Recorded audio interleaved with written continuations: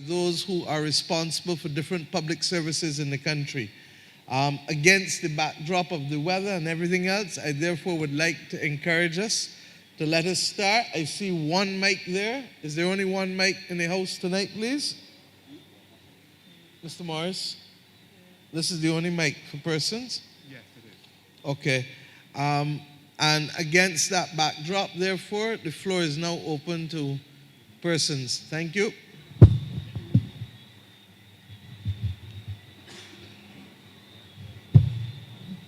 Just give us your name and your rough address.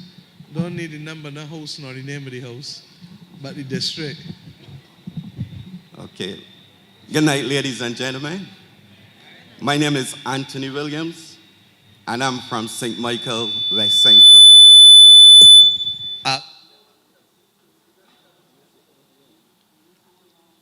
I didn't hear what you said, Madam Prime Minister. Oh, Fairfield, Blackrock, St. Michael.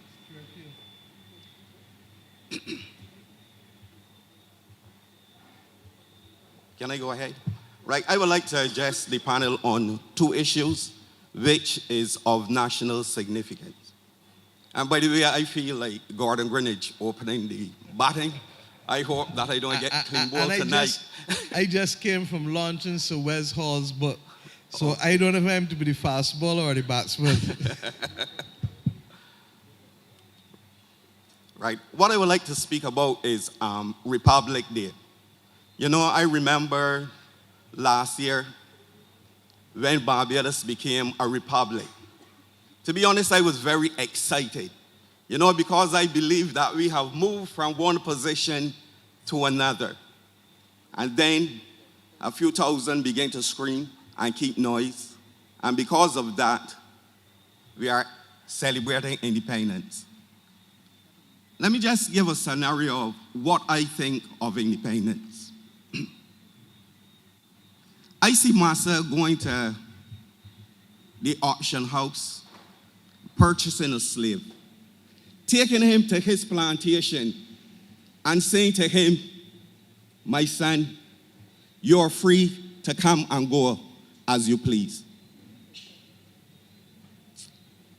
And that person begins to celebrate, "Hooray, I am independent, I am free," but still he belongs to Massa. And he continued to celebrate. And then after 54 years, Massa comes to him and says, "My son, you are free. I no longer owns you." And that person began to celebrate, "Hooray, Republic Day. Happy." And he goes his way, merry way, happy to know this is Republic Day. And then 55 years after the following year, he says, "You know something? I like the idea of being on the Massa shirt tail. I want back Independence Day. I do not like the idea that I am free and rid myself of my colonial masters." And because of that, I believe that we need to sit down and seriously consider what we have achieved. St. Vincent, Jamaica, Antigua, all of those countries are saying, "Look at Barbados. Barbados have moved from one position and transitioned to another. Free at last, the shackles are off." You know, I was looking at an online, I think it's an online magazine, not too sure what it is. It named, I can't remember the name right now, but it was speaking about who is the number one leader in the Caribbean. And they named our Prime Minister, Mayor Motley, as that person. But while listening to the program, the person said something. The person said, "And this year, Barbados will be celebrating Republic Day." It isn't only Barbados, but it is other countries that are looking on at us and wondering what we are doing. People of Barbados, we are considered one of the most educated people in this region, and maybe the wider world. But sometimes I feel when it comes to our history and our heritage, we are the least educated. We need to understand who we are, where we came from, and what being a republic means to the people of Barbados.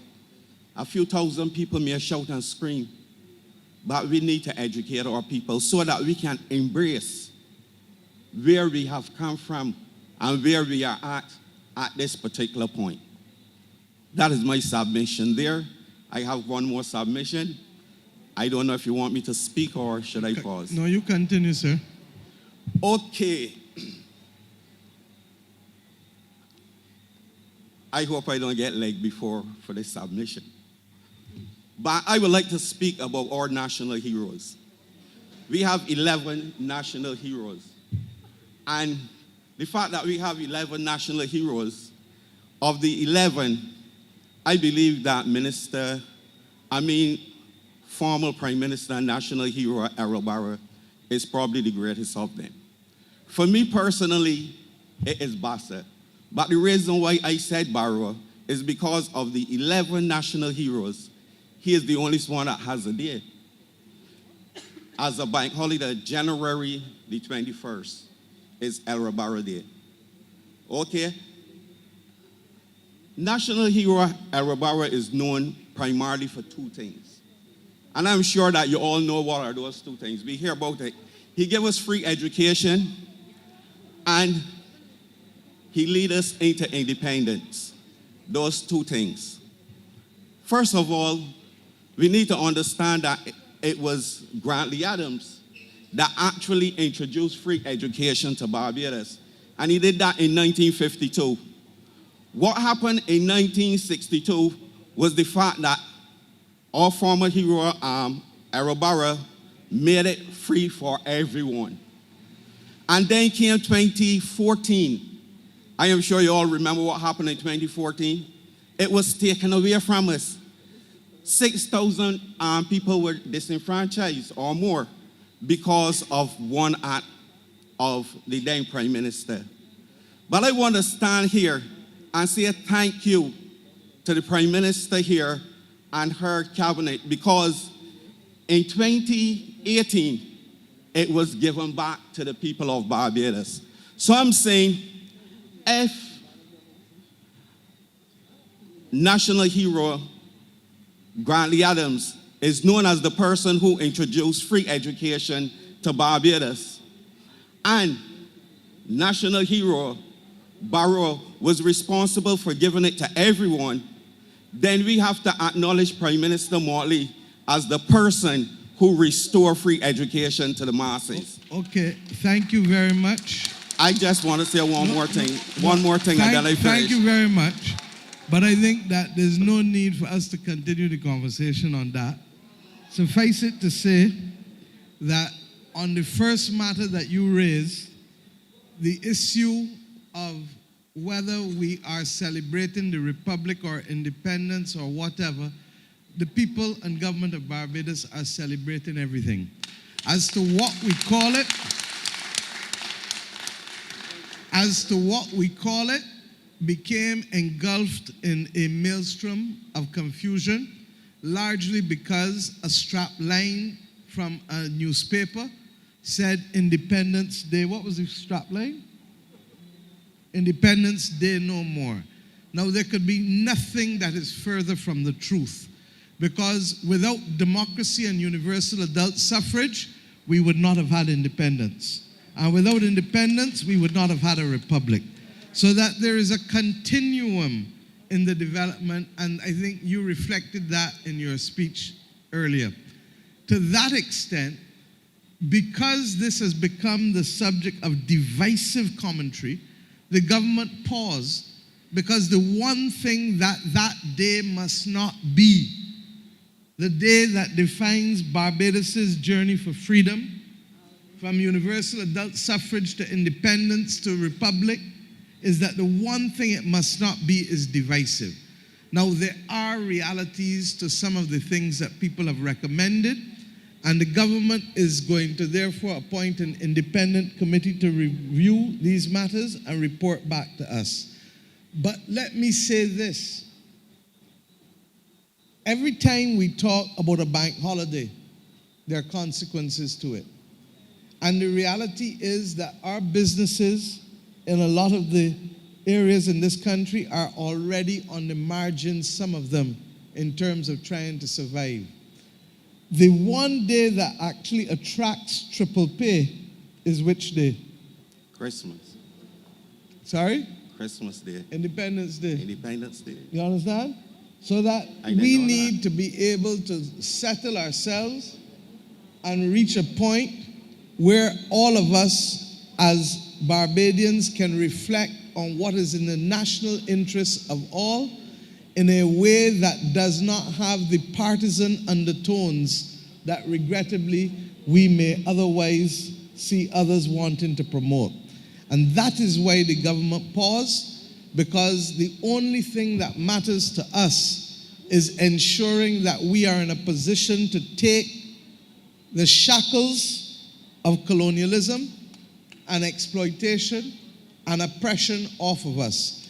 And we are conscious that it is not going to happen simply because we change a law or because we establish a day.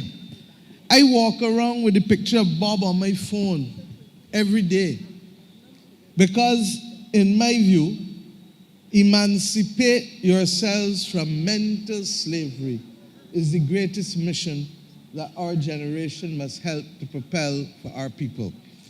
And it is against that backdrop, therefore, that if we accept this as a journey and a continuum, then we need to begin to understand that labels ought not to consume us, but the substance of what we are trying to do ought to be the mission that each of us is involved in and committed to. So I want to thank you for your comments. I want to say to you that this is the first opportunity I'm having publicly to speak to it, but that there will be a committee that the government will have that will advise, and as one nation on most things, we will make that decision again. But what I want Barbadians to understand, that in the same way, yes, we give thanks for the right to vote, because there was a time in 1945 when people like me, 1944, sorry, people like me, women and here, could not vote. That was changed. In 1950, the Universal Adult Suffrage Act was passed because in order to vote in this country, you had to own property. And if you didn't own property, you couldn't have a vote, so it was not a case of one man, one vote. And that too was changed. And initially it was for people 21 years and over, and that was subsequently amended to go to 18 and under. In 1966, we decided to take the yoke off of the colonial ties and no longer loiter on colonial premises with the Act of Independence. And that too allowed us to have responsibility, and Barbados was unique, unlike other countries, because Barbados Parliament had responsibility for taxation of its own citizens. And when other parliaments in the Caribbean in the late 19th century were forced to go back to Crown Colony parliaments, the Barbados Parliament did not. But the major difference came with independence, with our being able to conduct our own external relations as well as to continue to take more responsibility for our own affairs. But our parliament had a unique position as compared to others. And then we carried it further last year because we felt that every boy and girl in this country should be able to grow up and one day aspire to be able to occupy the highest state in the land. Because more than anything else, we understood that the notion of someone who we do not know occupying that position of preeminence as head of state undermine the individual confidence of each and every Barbadian. Now, if any of those things are unworthy of celebration, then I rest my case and go back into history, because I really don't know what else we would be doing if we do not accept that at every stage of the journey, we have made progress to be able to perfect the state that we have and to perfect the image that we have of ourselves. And I pray that our country will continue to be focused on substance rather than titles alone, because it is in the focusing on that substance that we are going to dig deep, each and every one of us, and build every day to make this country a better place. Yesterday I had cause to repeat that this is a season to build, and I mean that. If ever there was a time that Barbados needs each and every one of us, it is now. So thank you, sir. And we look forward to the report of that committee sometime next year, whenever the committee is established and it consults, and we will share it with the public. But for now, I want all Barbadians to recognize that what must consume us is the substance of the journey and not the titles that others would want us to associate with the journey. Thank you. Thank you.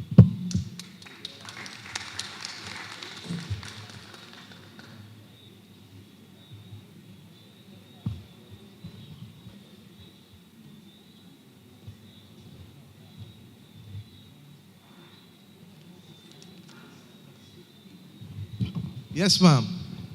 Good evening to the Prime Minister and panel, and to everyone here this evening. I am grateful. Ma'am, you may need to just come in a little closer. Okay. And just give us your name again, thanks. David, you see what I mean? With even if you could get a little more warmth.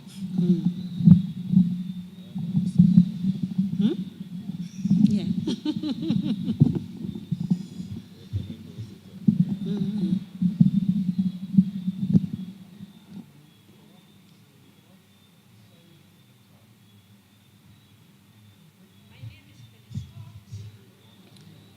I live in. Your name is Phyllis Cox? Yes, please.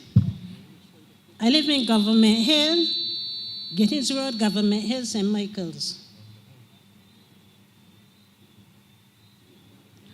I want to say I'm grateful to have a Prime Minister that are willing to listen to the pain of the public.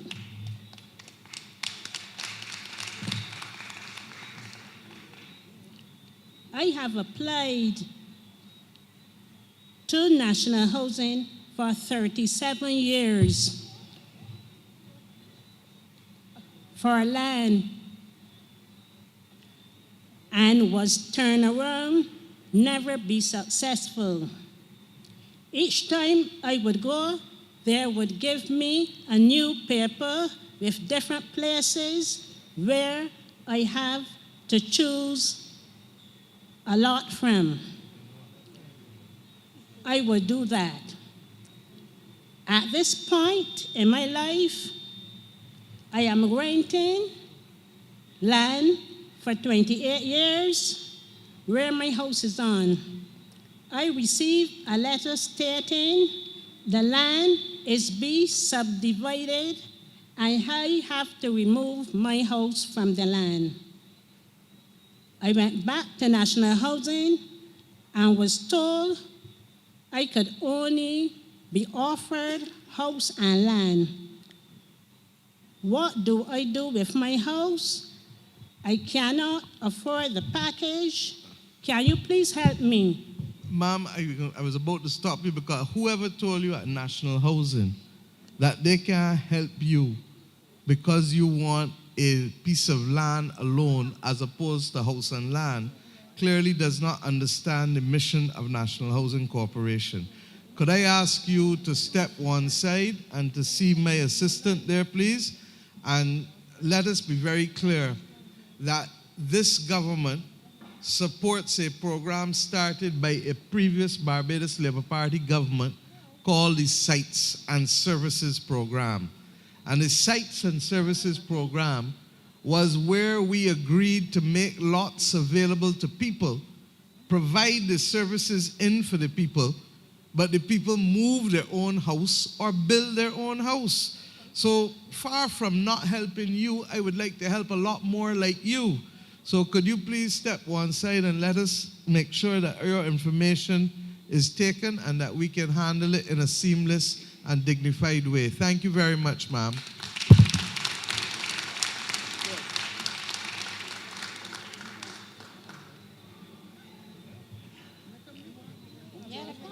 Come along. Good night. Good night, Madam Prime Minister, all members of Parliament, ladies and gentlemen. My name is Evadne Turney. I live in Spruce Street, the city of Bridgetown. I'm here tonight not because of me, but because of where I work, terms and conditions, and treatment. Madam Prime Minister, I stayed behind you all for many years, and your favorite words were always stay the course. I am staying the course. My workers are staying the course, but with conditions and treatments from some of management at the Queen Elizabeth Hospital, we can't bear it no more. When you ask to speak to the Minister of Health, you are being told he is unavailable. He can't speak to you now. Come back or call back. When you call, you know what you're getting?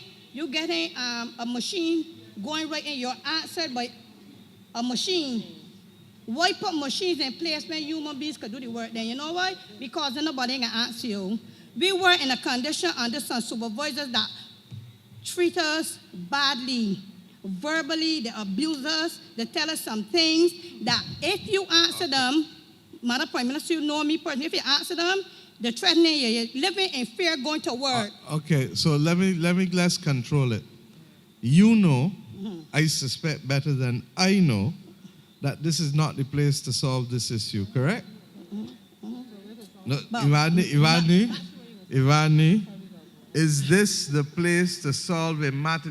First of all, you and I know something called the law of natural justice, correct? Yeah, yes. Which means that both sides deserve to be heard, correct? But yes, ma'am. So hear me.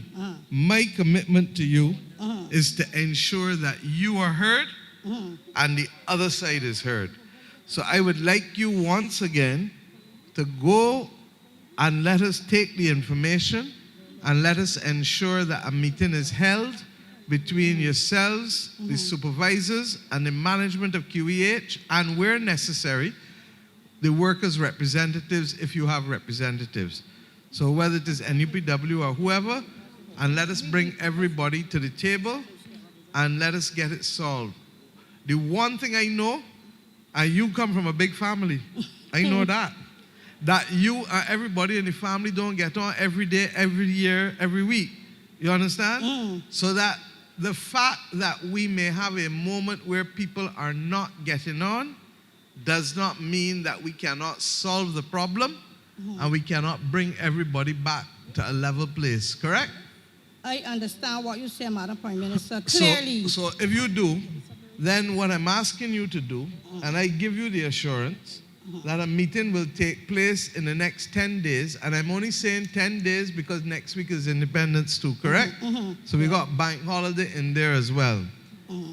I am giving you the assurance that in the next 10 days, there will be an engagement that will allow you and others to be able to express yourself and to get to the bottom of the problem, whether it is disrespect, whether it is something more substantive. It is a fair point that if a person has a concern in any workplace, our first responsibility is to do what? To give them a what? To give them a hearing.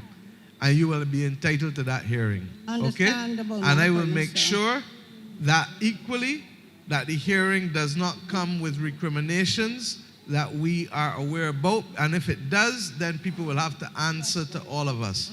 So breathe. Let us get that meeting in the course of the next 10 days or so and make sure that we can treat to those issues, because as you know and I know, These things are going live, and the people who you are talking about have a right to be heard.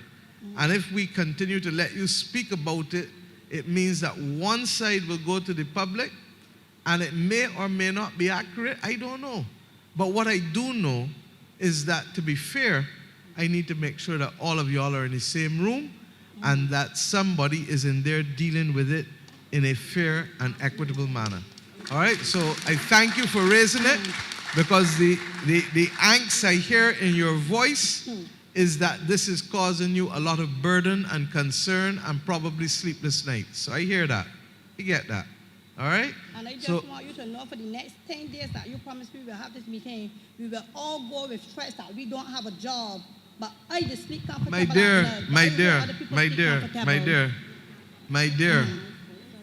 tell me who is going to be brave enough to dismiss people when there is an industrial dispute pending. Tell me who. You understand? So you need to cool down. You need to cool down. I know you long too. You need to cool down. And when I tell you that our responsibility is for fairness, and whether that fairness means that you come out the meeting and you right, or you come out the meeting and you wrong, or you come out the meeting and you half right and half wrong, whatever it takes, everybody's going to have their opportunity. This country has had 80 years of established industrial practice. We know how to do it. Let us do it. 10 days now. All right? So please go, and I will make sure that the meeting takes place. All right? Who's next? Thank you. Madam Prime Minister,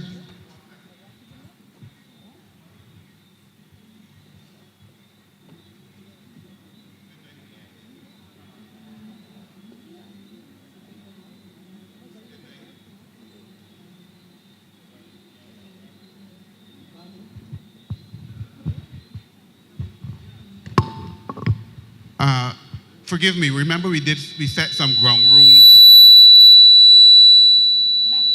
People having to stand up and having to stand up for the whole night. So if you are intent on speaking tonight, these seats here that are separated from all the others are for those who have gone to the table that says PMO, put your name over there, get the number, and come back and sit here. Once you sit here, you can move to the mic as the next person. You will remember the number you were given. So far, three persons have spoken.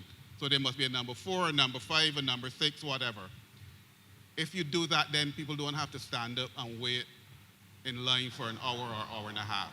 Okay, so PMO table, just give your name, get a number, and then come back and take one of these middle seats. If you've already gone to the table, then you should remain in the middle seat here. Continue. firstly, I would like to confirm that I got a number and that was number 2. But once I'm heard, the position is not important to me. Madam Prime Minister, members of Parliament, brothers and sisters, my name is Colin Carter. I live at Atlantic Shores, Christchurch. Like the late, great Errol Barrow said, I sometimes linger on Her Majesty's doorstep after closing time. For business purposes, I have been loitering on her doorstep for 60 years. I'm very pleased to be here, and this answers one of my questions. Prior to leaving London on the 5th of this month to come here, my daughter asked me this question. I'm now working on a project that I do believe would be beneficial to Barbados, and she asked me this question. After you, what can the descendants of Barbados do to help Barbados? I do believe that our mission in London is not doing enough. So there are young descendants of Barbadians who would like to thrust in their penny's worth to help Barbados. Now I can tell you that it was Barbadians overseas since the 1800s that made a sterling contribution to Barbados, starting with those Barbadians who went to Panama. At one time, I think the fourth or fifth highest earner for Barbados was remittances sent in by overseas Barbadians. We have lost that because most Barbadians by birth are now old or dead. We have to put in train a program to harness our young Barbadians in the diaspora to work and contribute for Barbados. And I think that some of them are eager to do that. I know that you had a program for 2020, but COVID put pay to that. I would like you to put a shot in the arms of that idea, the 2020 idea, and ask your overseas missions to work assiduously with young Barbadians so that they can make a contribution. I have my own ideas what I would want them to do, but I would like to discuss this. Thank you.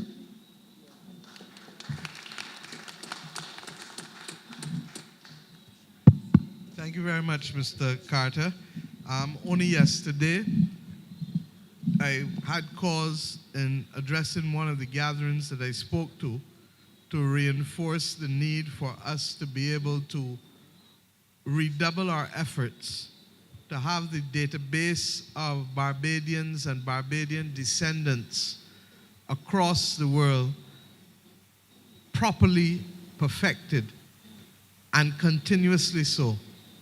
Largely because if we are not having enough people here to carry the weight of lifting this society, and if we are going to face, as has been predicted by the Economic Commission for Latin America and the Caribbean, that 1 in every 2 Barbadians will be over the age of 65 by the year 2050. We do not have enough time to do it the normal, natural way. And therefore, the first thing we must do is issue a clarion call to Bajans and the children and grandchildren and great-grandchildren of Bajans wherever they are. So your comments as to our capacity to harness Barbadians in the diaspora, broadly defined as not just those who are born here, but those whose navel string at some point in the past was here, is entirely appropriate and finds resonance with the government.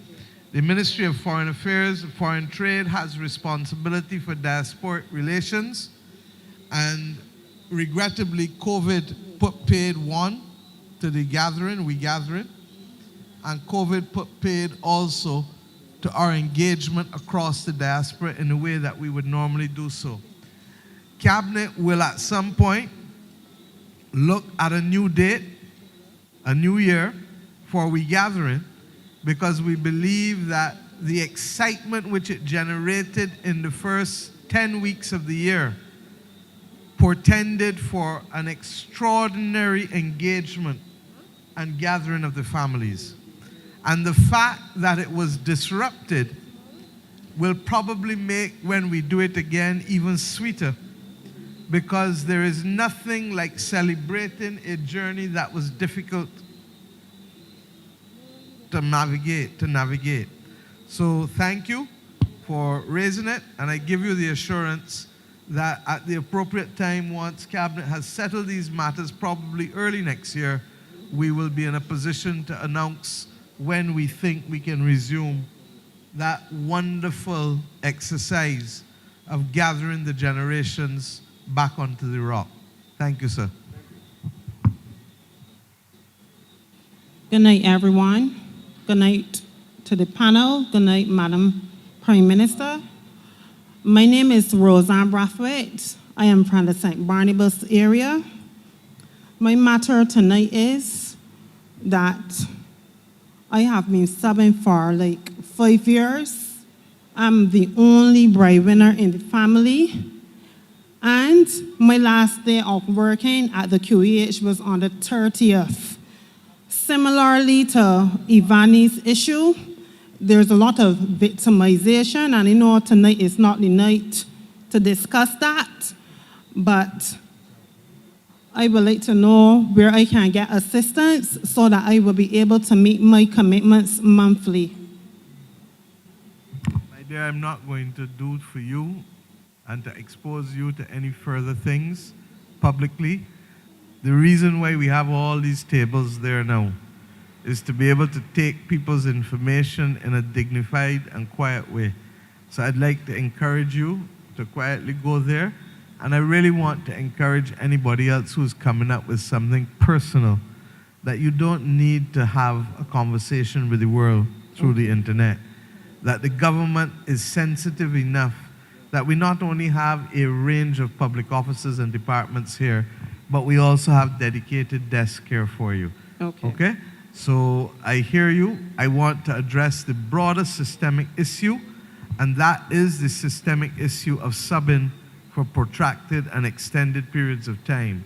And I give you the assurance that in the same way, this is the same government, and perhaps the difference was that it was central government, and we need to ensure that the state-owned enterprises follow it in the same way. But this is the government that said that if you have been in an acting position for more than 3 years, as of October, it was October 2020, that's when it was, correct? That you would be appointed. And over 6,000 people, 6,000 people or so, I'm told, were appointed.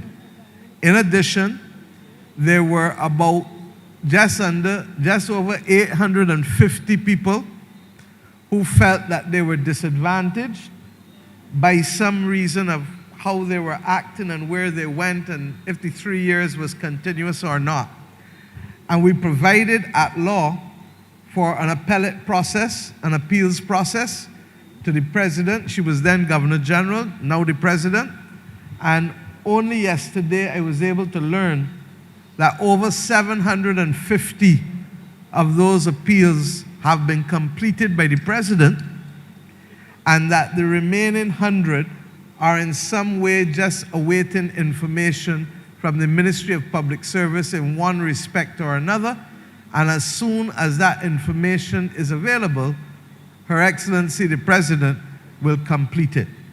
Why I thank you for raising what you've raised is because it is clear to me that we now have to extend this to ensure that state-owned enterprises have also followed suit in terms of central government. And even though we want to assume that they have, I think that we need to ensure that the line ministers who have responsibility for the accountability of state-owned enterprises will confirm over the course of the next few weeks how many people have been subbing or acting in positions of 3 years or more, and for the institution to show cause why that person should not be immediately appointed, unless, of course, there are negative references and reports on the individual. And I can't override that because that is a summary of a factual situation. Is that fair? Correct. Lord bless you. Thank you. So just at the personal level, do what you have to do there. But at the generic level, Cabinet will follow up this with respect to the SOEs and the thank extended you. periods of subbing. Thank you for raising it. Good night, Madam Prime Minister, members of Parliament, parliamentarians, friends. I don't have no concern. I just want to say to St. Michael's that these meetings are very productive meetings. I had someone attending one of these meetings with a grave concern, and the Prime Minister pulled her apart and said she would deal with her. I want to say here and now that she had her operation done today. So I know, so I can attest, I attended all except St. Philip one. So I can attest that these meetings are productive meetings, and I know in no uncertain terms, we have a gem of a Prime Minister. And so long as my Prime Minister says that she is going to do it, it will be done. So have no fear.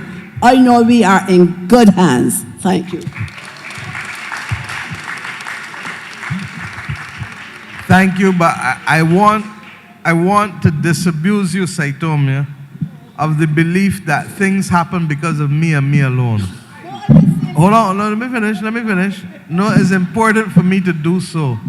Because we live in a culture today where everybody feels that it is all about celebrity status or one man or one woman status. You see this table here? You see how many people at the table? But this is only part of the team. You understand?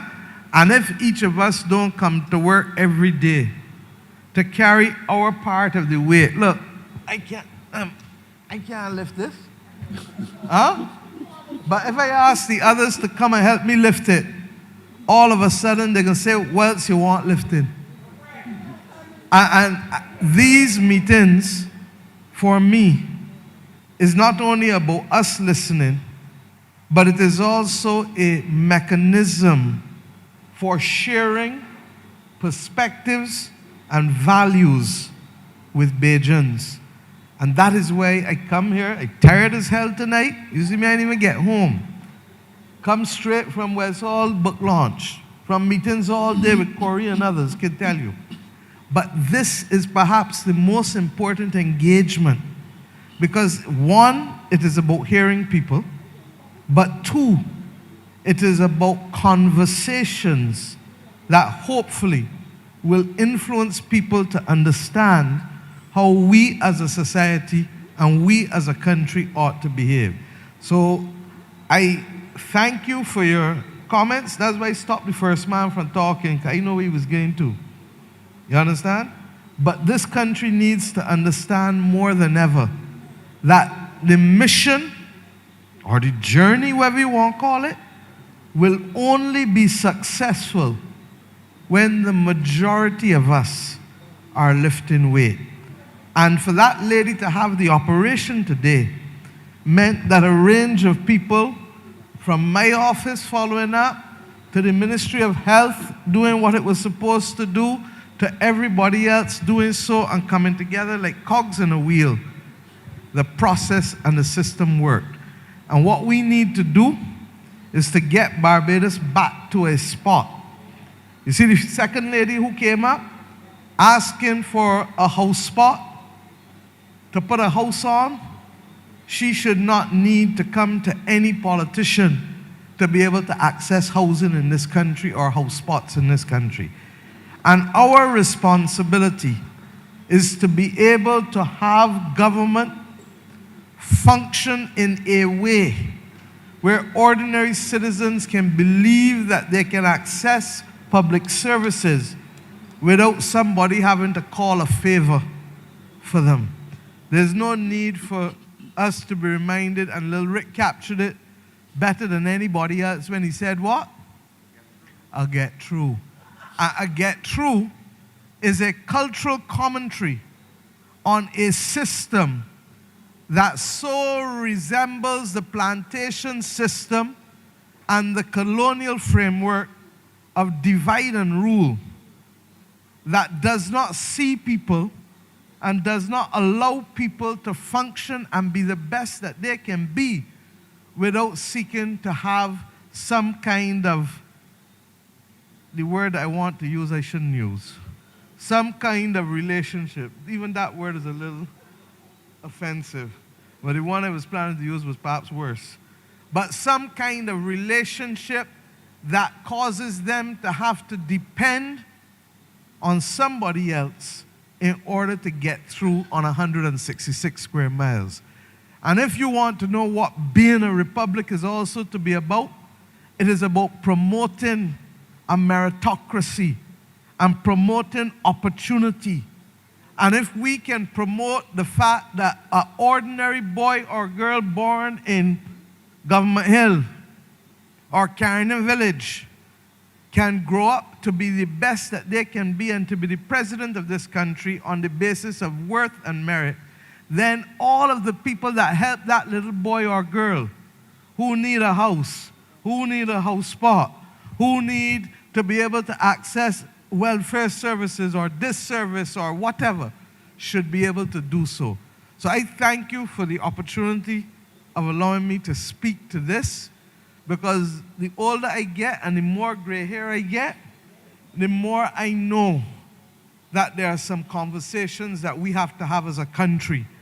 And if we don't have them as one family in this country, then we are going to reap what we sow. And the first thing that has to go is the belief that we are only about some form of hero worship. I accept and recognize that leaders must happen. But I also accept and recognize that leadership is a collective as well, and not just an individual pursuit. So thank you, my love.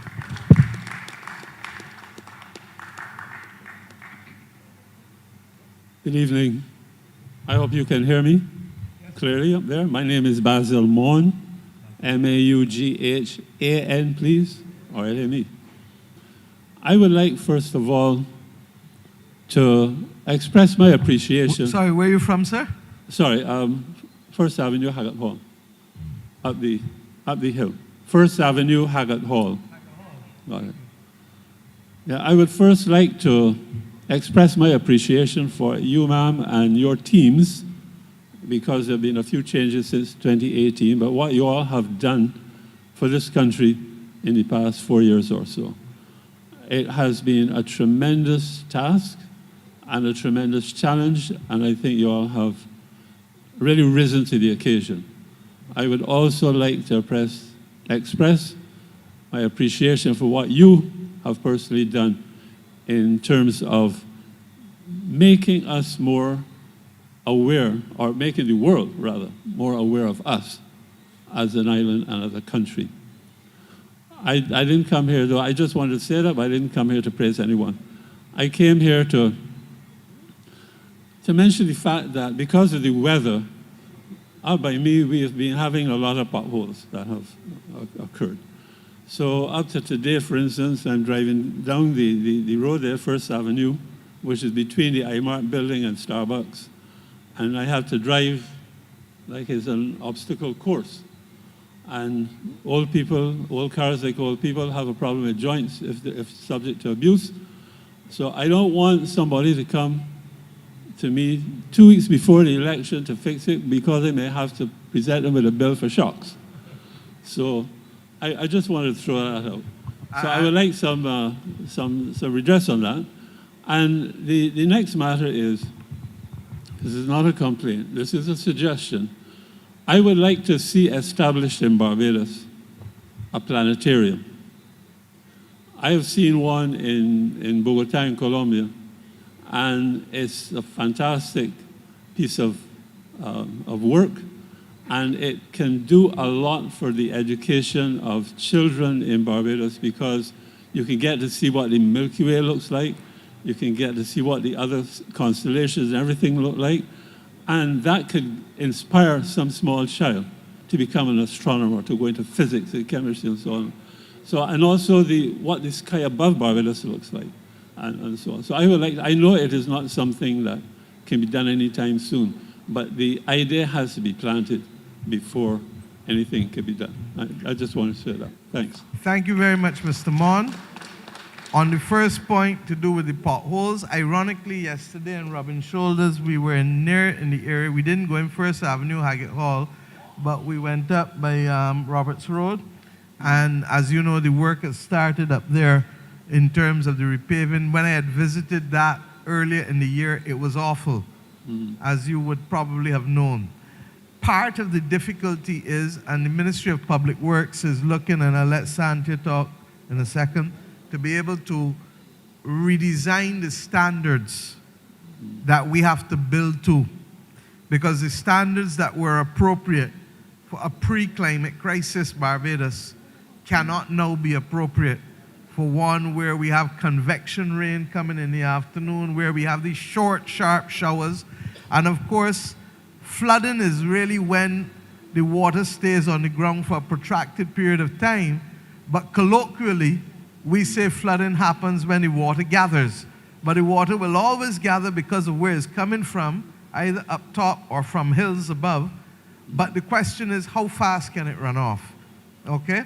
And we have also, and as I said, I'm going to let Santia speak, but we are very grateful for the work that is being done, but we equally know that the challenges that face us have expanded considerably because of the change in climate. On the second point with the planetarium, I thank you for the suggestion, and I'd like to say this. One of the things that defines the maturation of a society is the extent to which causes can find support from non-governmental sources and charitable sources. And mercifully, there's a lot of philanthropic organizations regionally and globally that have dedicated focuses. So that if there are people in Barbados, for example, who believe and want to expand people's knowledge about space and about the universe and may want to work with the observatory in Marsha's, your constituency, correct? With the observatory, I'm sure now that as an ardent member of parliament, that she can take up this cause with you and see how we can raise funds both domestically and internationally in order to expand the horizons of our citizens. And I'm even more fortified by it. People ask me, what does a country like Rwanda do got having a space agency? Because they are citizens of the world. And Barbadians are citizens of the world too. So I look forward to, and I thank you for raising it, and I look forward to perhaps, Marsha, you're taking the lead, and we can talk and discuss who are some of the possible sources for us to get. In addition to that, it will be not only for education of Bajans, but it would be something that would be an attraction for all who visit the country as well. So you score on all points. Santia? Thank you. And I know where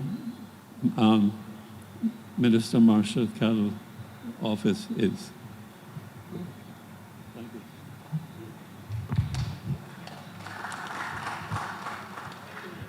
Thank you, PM. Just to the latter point, in relation to the potholes, I know that this has been a major issue at almost every parish speaks that we have had.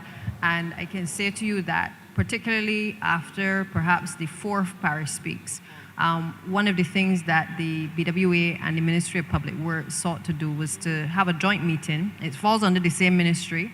And therefore, we had a joint meeting to be able to deal not only with the potholes, but to look at road reinstatement generally. Because a lot of people were complaining that the road gets dug up and then, months later, years later, nobody has come back to be able to fix it. So we've agreed in principle that there are some aspects that the MTW will obviously deal with in terms of reinstatement. That means as well that if we see potholes along the same road, that we're not just going in to fix the areas where BW was in to repair, but it means that the team has to obviously look at the entire road and to be able to address the concerns of the residents in those areas. So I don't want a situation where you just go to fix one area, but then you leave the community and you haven't addressed it. Now that means that obviously it may take a little bit more time for the officers to be able to complete the works, but the truth of the matter is that what has been compounding the issue, as the gentleman spoke to, is the weather.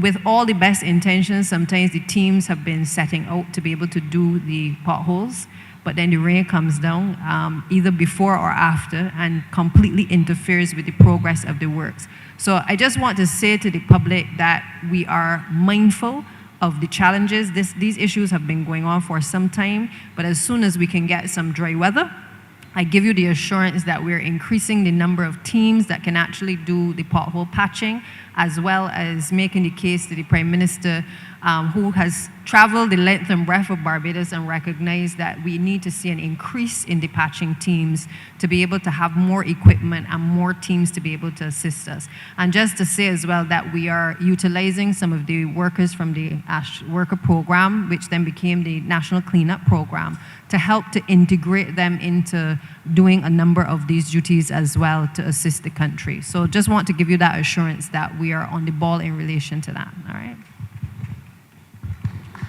Thank you.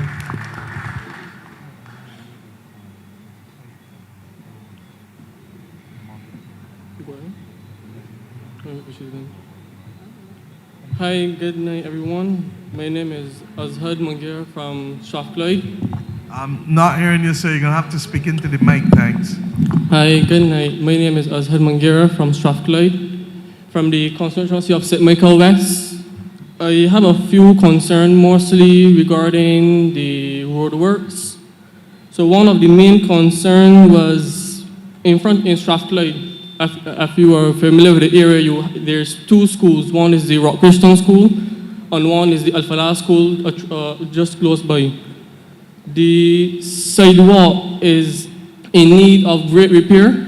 It have not been done. The last administration, I personally have sent letters, phone calls. They came, they got an arm's length portion of the road and leave it for months. They came back and put concrete in the same place.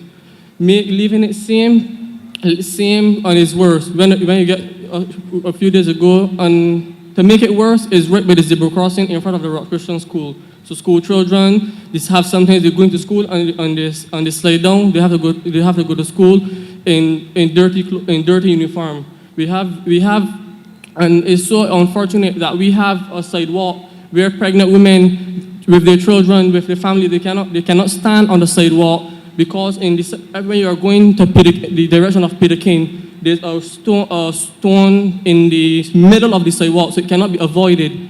Where I have a personal family relative, when she was pregnant, she felt there and she was traumatized. After having her first pregnancy, she was traumatized because she didn't know in her head what's wrong, what's going to happen, all of these things. So these things, before it happens, before anything happens, I ask that this situation be dealt with students in the near locality be dealt with. Also, but now going to the city of Bridgetown, Kensington New Road. As you know, before elections in January, we had a meeting in the mosque where Santi and Mr. Lane they had attended, and we had also raised the concern of the road, which for over 30 years have been difficulty for our residents of Kensington New Road and alike. As you may know, the road is currently being dealt with by, I think, the gas company. And also, when the canal was the work was being done, the trucks there had damaged all the sidewalls of the guttering. So when you are coming from Fontainebleau going up, you'll see on the left side, most of them have dropped in. Their water, because of that, water has stopped flowing. And then in our community, as you know, we have elders, very elders, and he's probably around 90-something, probably could be 96. He lived immediately opposite the mosque, and for him, it's very difficult back and forth, because he's not well, he has to be taken by someone, and to be from there to the mosque, he has to be driven in a car, which is 30 seconds walking, and that have been a cry for the people of the city of Bridgetown and for all alike. They have been having this play. So he asks that this problem with Kensington New Road and Strathclyde be dealt with as a matter of urgency. Thank you, sir. You were about to say something else, sorry? And another question.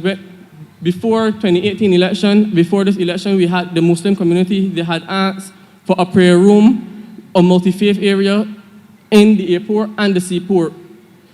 If you look, this is not something locally or regionally, this is something internationally, where you find in all international airports, where there's long stayovers, you find the need where there's multi-faith. There's not one, is only for persons who are Muslim to pray.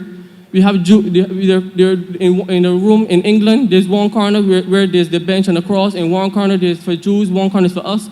And so we should not be deprived, and if Barbados wants to be a hub for the world, we should be adapting to these. Understood.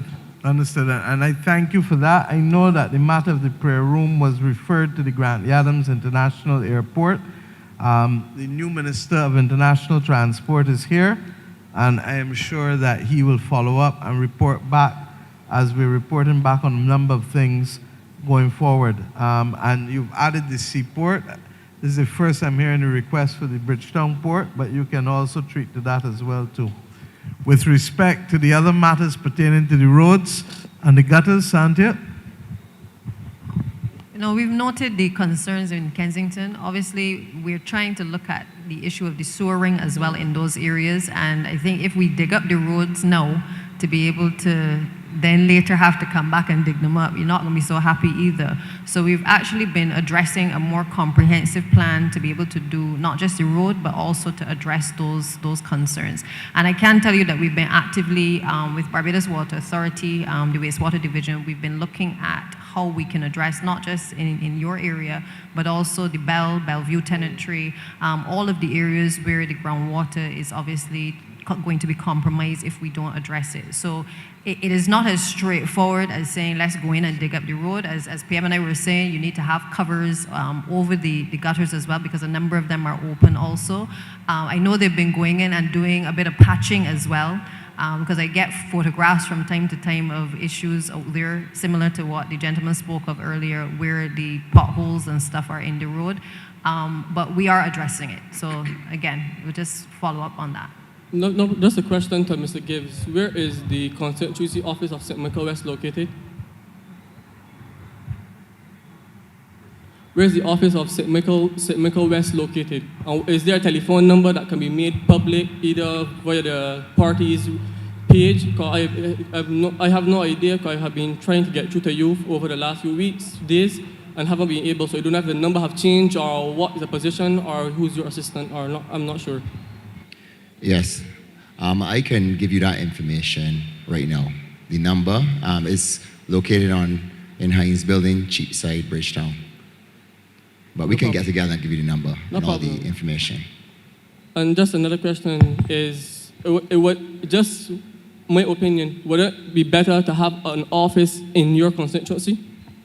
Yes, the plan is to do that, is to get an office in the constituency. It's just that when I first started as a candidate, it was convenient at the time for me, and it actually is centrally located as well. But I have a plan to actually move into the constituency of St. Michael West from next year. No problem. Thank you. Thank you. Yes, good evening, good night. Good evening, good night. I'm Colin Williams from St. Michael West Central Gazettes. I want this front table of the Barbados Labour Party to take matters that people come here very seriously. Some things sound awkward, but they're true. People are going to leave home and come here and speak these things. The issue with the hospital is true, and it's a very serious thing, and I'm saying they like how the Prime Minister handled it. It should be handled in a very private way, and I agree with it for that, because there are things that can't go and be said. I know, I have family with the hospital, I know that. It's a very serious case in the hospital. People have been threatened to chase me and all that kind of foolishness. And I'm saying that it should be done with in a proper manner, as the Prime Minister said, done in a proper manner. My case now is not that. My case this evening is that the issue of environmental health. I am living in a place called Pilsdorf Development, because that's St. Michael, in St. Michael West Central. I was a former environmental health officer, and I'm speaking on what I know. I've been getting in trouble for the last 6 years or more, maybe 7 years, to get anything done down there. There's a place called Black Rock Cantonment. It is the Banquetet Polyclinics. I've been having this problem for a long time. I get what to answer me, because all the Barbados know you call, left a message, Every you call, every government department is left a message. They can't get to nobody. It is true. I can break that. Okay? It is true. I can break it. I want to speak from my mind. And it's bad because taxpayers are paying money for these things and to get help. And if the government service can be with that, it's bad. I want to tell you that if you have, it's not going to give the government service another wage increase, then look at work here. You all have to work. And I can't tell people, left the message. I'm serious about this. For 6 years, I tried to get through to that clinic and cannot get no help. The place has a water course. The last government, in the water course that come from St. Thomas, the last government let people build houses in it. It's been blocked up. Had a pond too. It's been blocked up. Nobody would take me on. I call day by day. You can't get through to Banquetet Polyclinic. When you call, somebody says, this body's not here. The chief is not in. I've been called up to last week. I got on to the chief some time ago, a month ago, she promised to see me personally. In my area I live, they have a house that have 3 motor cars, old bush, all kinds wrong it. Lots are not clean, the water has not been clean for a long time.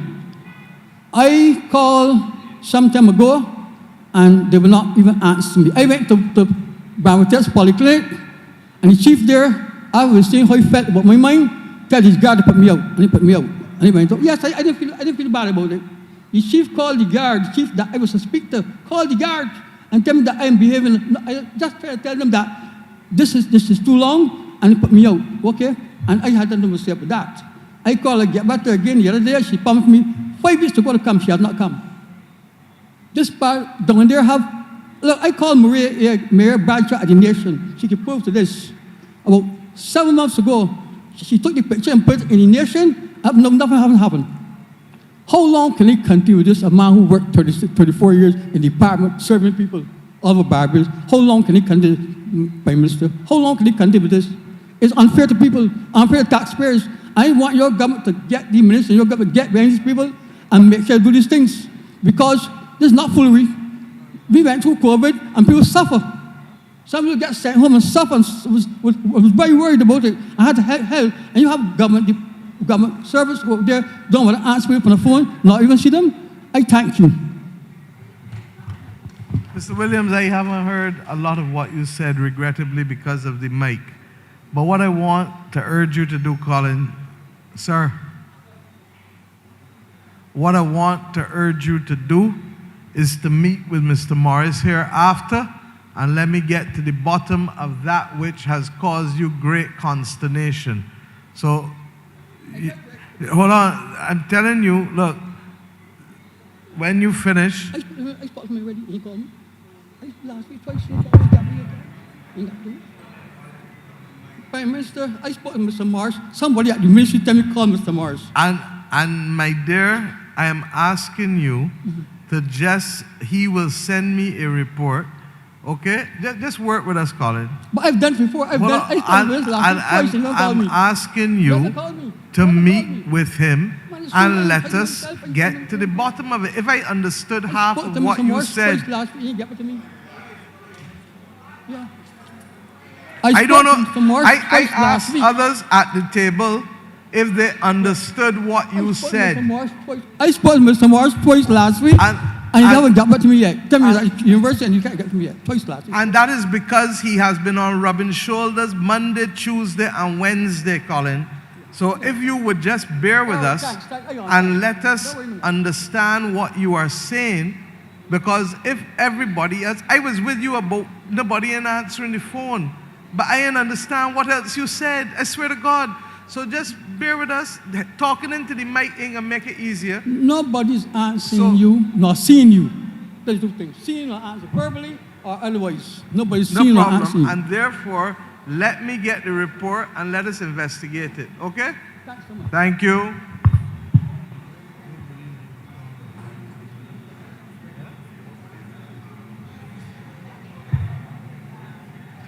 Hi, good evening to the head table, Madam Prime Minister, Madam Deputy Prime Minister, members of Parliament, everyone.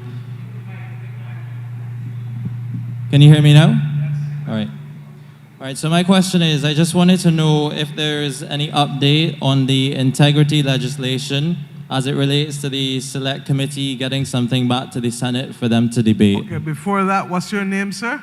My name is William Gordon. Gordon. And where are you from? I'm from St. Michael, South Central.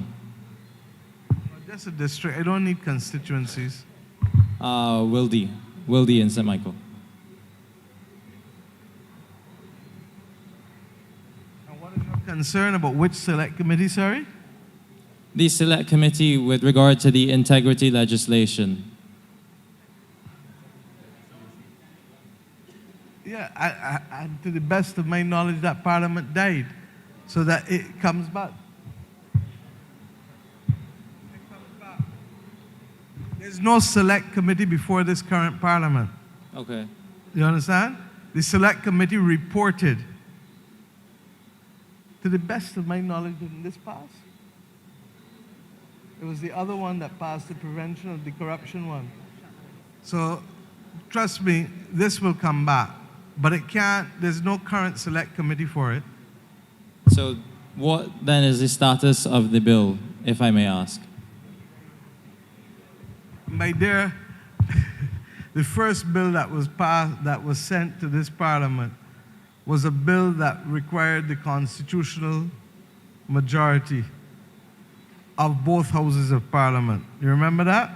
I do. It was to pass a bill to change the age for persons to serve in parliament. That a person can vote at 18, but cannot serve in parliament until 21, correct? It got defeated in the Senate because we do not have control of the numbers for a constitutional majority. In spite of that fact, this cabinet, from May 2018, end of May 2018, when we first met, took a decision for the submission of all of the declaration of assets of every single minister to be submitted to the cabinet office. I don't know where they are. The cabinet secretary has complete possession of it. So in spite of the fact that we have not been able to get past a constitutional amendment for which, even though we have the numbers in the lower house, we do not have the numbers in the upper house. We are in a position to be able to move forward in a way that we respect the substance of what the integrity legislation would impose on us, even if it is not there. Now, I say this because this is not the first time that the Senate of Barbados shut down integrity legislation. You're aware of that? I am, yes. And therefore, the parliamentary reform is perhaps the one thing that we have to confront, because in this matter, previously, the independent senators under Tom Adams's administration refused to agree to the passage of such legislation. And similarly again, it was not passed here again. So I can only hope that yourself and us and others will continue the advocacy. But herein lies the problem. And I don't know whether you've done any research in Trinidad and elsewhere. And David Thompson, as Prime Minister, spoke to this in a press conference in either 2000, I think it was 2009 or 10, where, when asked why he had not brought the legislation, started to reflect on the fact that regrettably, the people willing to serve, especially in statutory boards and state-owned enterprises, dropped significantly in Trinidad and Tobago and other jurisdictions because of the invasive nature of the declaration of assets. And largely because the declaration of assets in those circumstances would have extended to spouses and children and etc. Even though we do not have that, the banks and financial institutions globally, including obviously therefore Barbados, have introduced the notion of something called PEPs. You know what PEPs are? I do not. PEPs are politically exposed persons. And therefore, I have no husband, I have no children, but my brothers and sisters would have been subject to restricted activity in the course of their normal lives as a result of being related to a politically exposed person.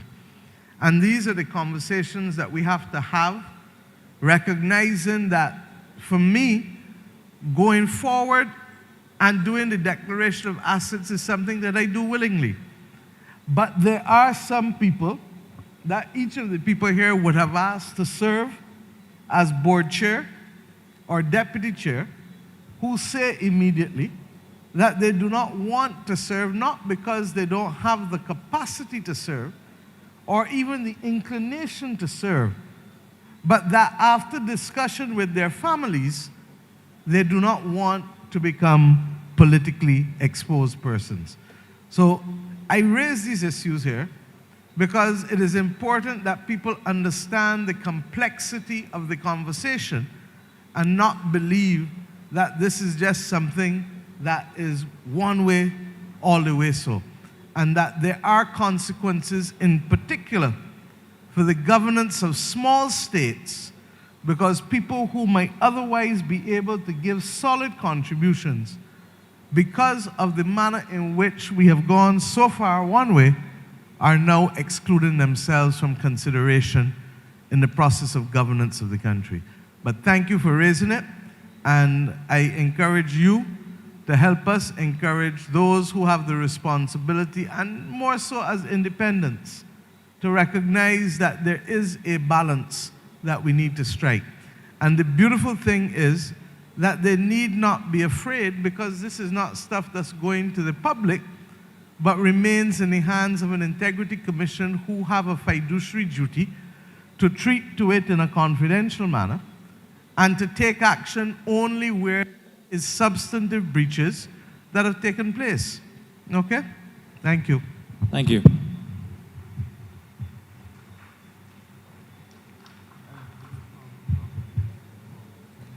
Good evening, everyone. Good evening, panel. Good evening, Madam Prime Minister. My name is Menelik Richards from East London, but I'm currently staying at Atlantic Shores. Oh, sorry. Good evening, everyone. Good evening, panel. Good evening, Madam Prime Minister. My name is Menelik Richards from East London, but I'm currently staying at Atlantic Shores. I'm a teacher from London. However, I have Barbadian ancestry and roots, so I'm part of the Barbadian diaspora. And I would love to teach here. And I had the fortune of volunteering for a day at Bay Primary School, and it was an incredible experience. However, when I compare the experience from my teaching in London to working for that one day in Bay Primary School in Barbados, I recognized that there weren't any teaching assistants here. And I am working remotely as a teacher, so I have a whiteboard and a whiteboard pen. So I walked around the classroom and helped many children who didn't quite get the concept quite quickly enough. And at the end of the lessons, all of the children were really appreciative of my assistance. And I think it could be a great opportunity to boost education here, and also could provide many jobs for quite a number of Barbadians. And I was wondering if there's any space for that as part of educational reform. And also I just want to say, hopefully this doesn't fall under the rubric of hero worshipping, but you are a champion of the Global South, Madam Prime Minister, and you've inspired so many people from the Caribbean community back in England and from across the world from what I can see. So I just want to congratulate you on doing that. Thank you. Thank you. And I really want to thank you for sharing that perspective, as well as the idea. I was just looking to my right because the Minister of Education was with us a few minutes ago. If she's still here, I'd like to encourage you to just take a walk and speak with her there. I know that they are in the process of refining the last aspects of the education reform paper that will be the subject of parish discussion and national discussion. And therefore, I think that all ideas must contend. Kay, you came back at the right time, and this gentleman here will have a quick conversation with you. Thank you very much, sir. Thank you.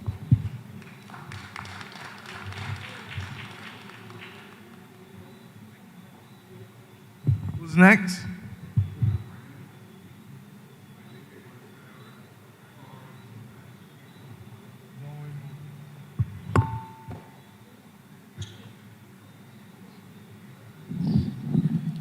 Good evening, Madam Prime Minister, and good evening to the head table.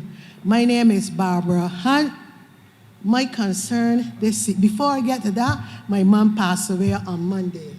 So sorry to hear, Barbara. I need to speak to you when I finish. Madam Prime Minister, my concern is this. In 2008, Ray Thompson said, all who live in a house for 20 years will get the house free. I is one of the people that get the house free. Who are you referring to?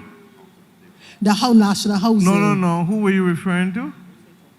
I say Thompson. Who's Thompson? David Thompson. Sorry, Prime Minister Thompson. Former Prime Minister David Thompson. Thank you. I apologize for that.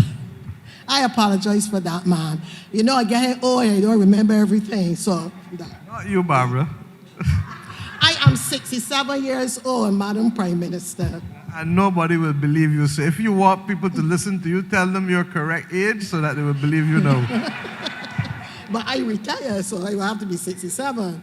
Hours to this day, I cannot get, every time I call National Housing or I go to National Housing and ask about piece of paper for the house, nobody say, this is what I am hearing. Well, we ain't get round there yet. We got a surveyor. And this was going on for a long time. I would like to know when National Housing going to survey the houses. That they can tell me it is mine and I get piece of paper that when I gone, nobody will put out my sign. Okay. The issue is far more complex than that, Barbara. And in a sense, an announcement was made without the capacity to deliver on the announcement with respect to the conveyances across each and every housing estate. Part of the difficulty is that a lot of persons, for example, made adjustments to their individual units without planning permission. Another part of the problem is that some of the housing estates don't have proper, party walls, and then the other ones don't have ring beams and require a no fire thing. So that there are a multiplicity of problems to resolve in order to be able to ensure that every person who is entitled gets it. We have been working on it, and we are trying to see how we can cure it through a legislative cure rather than the individual conveyances in the way in which you would normally expect it to be done. And there's a reason for it, because the registrar's conveyance, which is what is done in a foreclosure where people don't have the title deeds at all, and somebody go and say this piece is yours and that piece is yours and that piece is yours. 100 years ago, Bajans found a way for converting possession into ownership by a mechanism called a foreclosure suit, which is really just a fictitious mortgage suit. But what it did was to bring the matter into the jurisdiction of the court and allow the court to decide competing interests. You advertise, whoever feel they got a claim to the land, come forward, and the court decide who got the better claim to the land. 95% of the time, it is the people who have applied for the foreclosure suit, because more often than not, they've been living on the land for decades. But what it does is that it gives us a registrar's conveyance, which is the most perfect form of title because it overrides everything else that would have existed before. I'm sorry that the Attorney General is not here tonight, but suffice it to say that what we cannot cure within the context of individual conveyances, we are trying to see if we can cure by reason of a statute. But it does mean understanding all of the issues that are stopping us. Now, you would remember that a few people got conveyances already, correct? Mm-hmm. And those were the ones that were the lowest hanging fruit. The ones that have not gotten it invariably are caught up then in some of the reasons that I've just said. Mm-hmm. Now, I am sorry that, as I said, the AG is in here. Mr. Lord, I see you standing up. You want to talk? Or am I misleading the public? I am not misleading the public. Thank you. So that, yeah, no problem. The bottom line is that we will ensure that we give you a report through the Minister of Housing in the near future as to where we are in the preparation of trying to find a legislative solution for what would otherwise be done by thousands of individual conveyances for the reasons that I just gave. There are some units, and I'm fooling the body, the ones built in the 1950s, that were we to convey them to you, you would really want to know what kind of government we are. Because there is no steel and there is no proper thing in those units. And when it was brought to the cabinet by the then Minister of Housing, the cabinet said, no, we are going to have to take care of these people through the provision of new housing arrangements. And that is why you keep hearing us talk about now unlocking what is to be a silent revolution in housing. But Santi would tell you that before we get there, we got people in Reese Road to relocate. We got people in Hurricane Elsa who still waiting for housing. We got people in White Hill to relocate. People in Chalky Mount to relocate. You understand what I'm saying? Mm-hmm. That's why I call this government the vacuum cleaner. Because all we're doing is cleaning up what we've found. But in that group of people must also be the residents of those who lived in the early housing units that cannot now be the subject of appropriate conveyance of title. Okay? So I would like to tell you that I can do this and make it happen overnight, but we would be lying to you. And what needs to be done is to ensure that when you get the piece of paper, that if you choose to sell it or bequeath it to somebody, that what you are doing is real and proper and not just a figment of imagination, as has happened regrettably for the last, how many years it is now? 14 years. Okay? Okay. So we'll get the Ministry of Housing and the AG to update us on the timelines for it. Where's Mr. Gordon? Thank you. Mr. Gordon, the AG, who is not well this evening, has texted to say that the draft bill, is ready now to be brought back to Parliament, and that many of the issues that were raised by the Senate have been dealt with, but I can only tell you that you and others need to help us now in persuading the independent senators that it is worthy of passage. Thank you very much. Thank you, Prime Minister. I think we are about to set a record for what should be the largest parish speaks by filtering out persons with individual personal difficulties and directing them to the appropriate agency. We've taken out a significant number of persons who would have been standing at the microphone.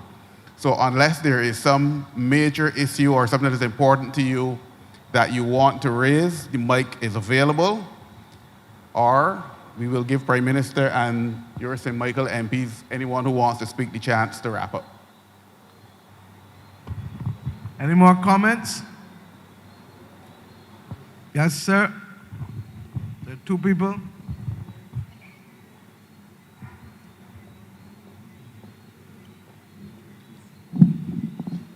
Good night, Charles Lovell, Welches, St. Michael. I've already raised a matter concerning Lovell's Drive, which is in body need of. Concerning what, sorry? Lovell's Drive. Yeah, I live in Lovell's Drive, and my name is Charles Lovell. You sure it is not a personal matter? Not very personal. I'm only teasing you.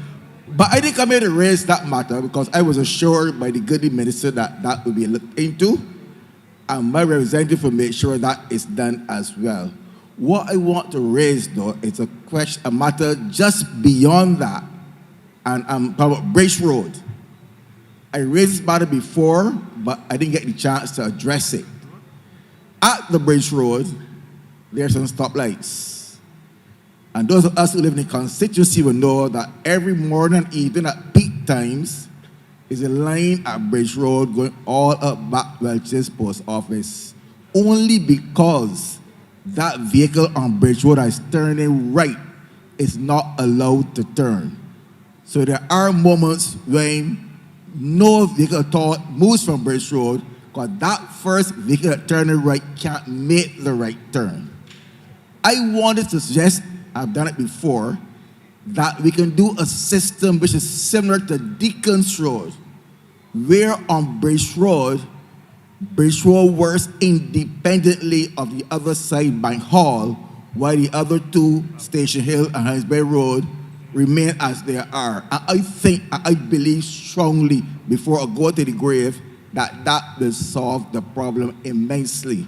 So I'm asking for that the Bridge Road stoplight work independently and not with the other side at Bank Hall. That's all I'm asking for. And you'll be surprised, it takes all that traffic off that Bridge Road in that one turn, only because his first vehicle cannot turn. That's my concern tonight, Madam President.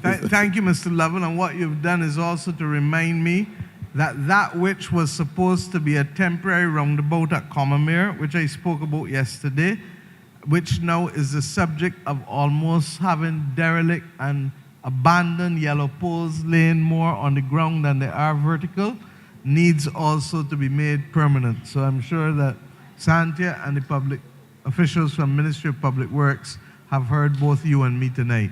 Thank you. Thank you. I've done matters financial, but I'll talk to you.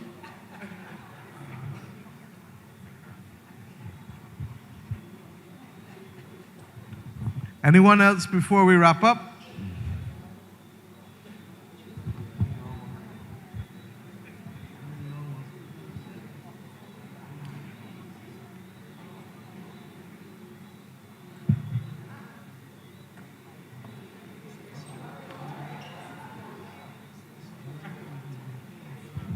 All right, ladies and gentlemen, I want to thank you. I also want to thank the public officials and the organizers. Many of you will note that we have a new setup tonight, which clearly has worked well. There are a number of tables where different departments that would be the subject of persons' concerns have been here, and as you heard Mr. Morris say, we've been able to send persons directly to those tables and to ensure that people don't need to make their personal business public. Secondly, I'd like to thank those of you who turned out. We are conscious that in St. Michael in particular, conversations best happen in the middle of communities. And you have to understand the culture of different parishes.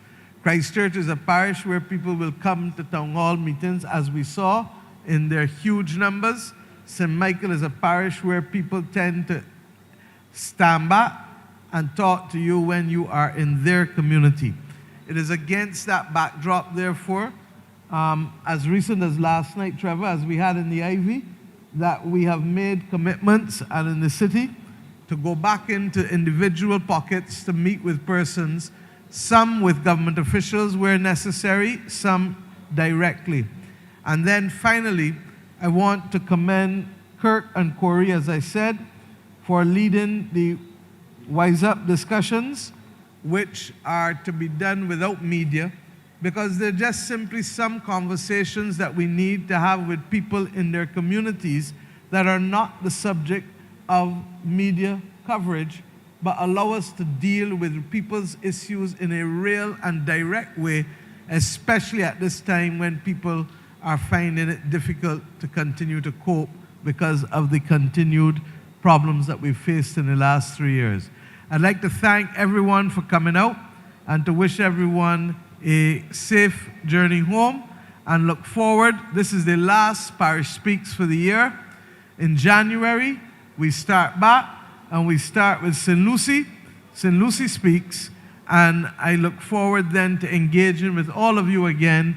And I thank the public officials without whom this conversation and this exercise in democracy could not be possible. We do not take it for granted that those of you have come here to help us service the needs of ordinary Barbadians in this exercise of parish engagement. Thank you. God bless. Happy Independence and Happy Christmas.